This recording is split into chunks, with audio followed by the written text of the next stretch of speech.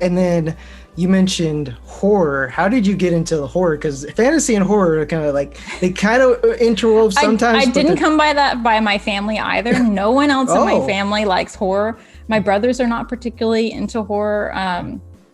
I remember my middle brother being terrified of Poltergeist. They're here. When we were kids, and it just didn't bother me at all. And I always liked horror, and I kind of, the closest thing to it I remember as a kid really being into that maybe gave me a hint of me liking horror was how much I liked Gremlins. Okay. I really was into Gremlins because there was not a lot that I could watch on my own since my family wasn't really into horror.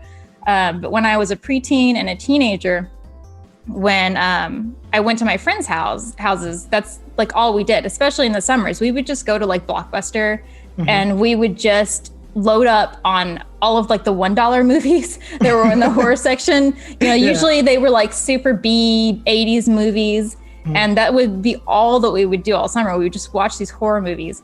And, you know, eventually Resident Evil came out, the original Resident Evil games, and we got a hold of those, and we would play those too.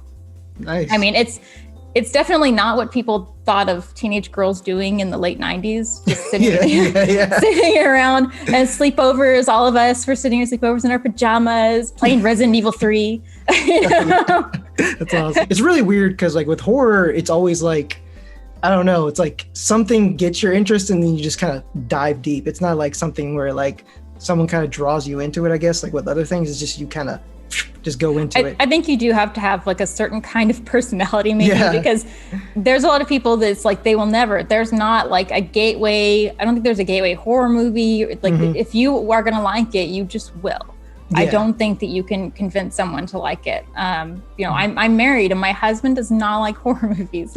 And I try so hard to get him to watch things. I tried to get him to watch The House on Haunted Hill Netflix series that came out because I love that. That was so good. I watched it like 4 times and then I was like, I want to make him watch this with me. And I did get him to watch it with me and he did admit that it was good. And then whenever the new one came out, the House of... or The Haunting of Bly Manor is what it's called. He was like, no, I'm not going to watch it. It's too scary.